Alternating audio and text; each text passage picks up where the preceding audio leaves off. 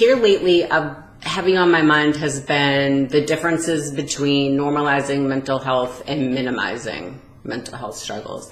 I think that historically, if you look back over time, when a society has decided that, well, when they level up, like morally, they just tip the scales. Sometimes when they're like this, we have to go a little bit too far this way before they right each other, right? So I think that we were stigmatizing mental health for a long, long time, and now in an effort to not do that, we are really kind of minimizing some people's mental health struggles. And I want to give you some examples of that.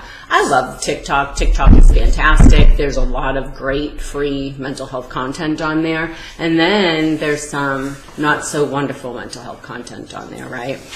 Every time you're in a relationship that ends poorly, the person wasn't a narcissist. Every selfish person is not a narcissist. And when we say that, oh, he was such a narcissist, we're not normalizing mental health struggles. What we're doing is we're minimizing the experiences of everybody who has had the hard experience of being in a relationship with a narcissist, whether it was a parent or a significant other. When people say, that was so traumatic, when they failed a test or did something didn't go their way in life, or they hit a normal life obstacle, an expected and typical life obstacle, and they say, oh, that was so traumatic. That does not normalize PTSD. What it does is it minimizes every experience that I had where I thought I was about to die, and it kind of tries to level it to that same experience. Those are not the same experiences.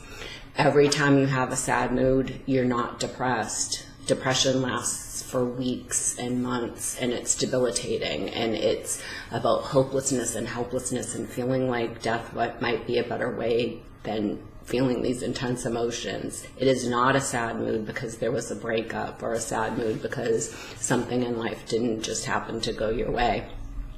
And if we say those things, and the one that irks there's two that really irk me the most. One is when somebody's moody, or when they're worse, when they're having a normal fluctuation in mood, because we're humans and we feel a million emotions, right?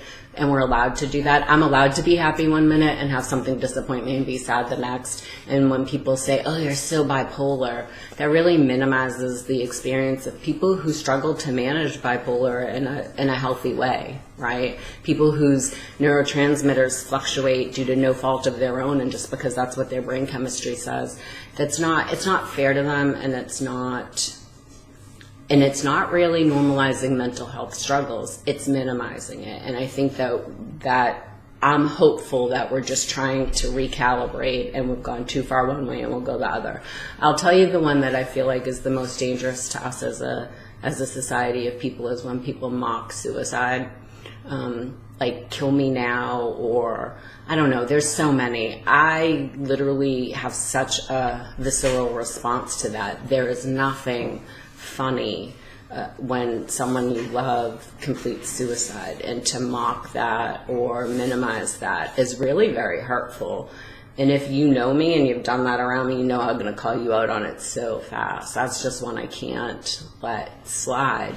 That isn't something to joke about. It's really heavy and hard for the people who have had to live through that experience, and it's really very hurtful to mock that or say that in a joking manner.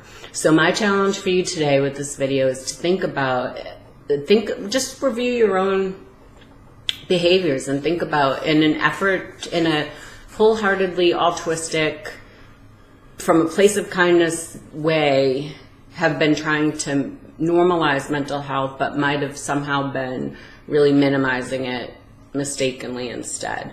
And I want to encourage you to, lovingly call people out on that when they say things like, oh, I'm so depressed, or you're so bipolar. Gently put a boundary up there for them. Oh, that's not really how that mental health struggle works.